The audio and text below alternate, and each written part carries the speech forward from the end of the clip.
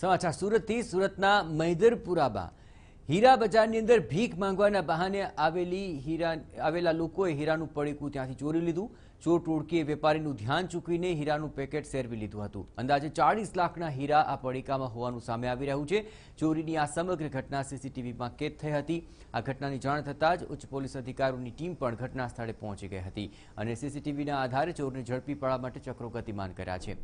સીસીટીવીમાં પણ સ્પષ્ટ રીતે દેખાઈ રહ્યું છે કે તસ્કરી કેવી રીતે વેપારીને હેરાન કરે છે અને વેપારી ઊભા થઈને ધક્કો દઈને તેને બહાર કાઢે છે। એ દરમિયાન જ ચોર હીરાનું પડીકું લઈને ત્યાંથી નાસી છૂટે છે।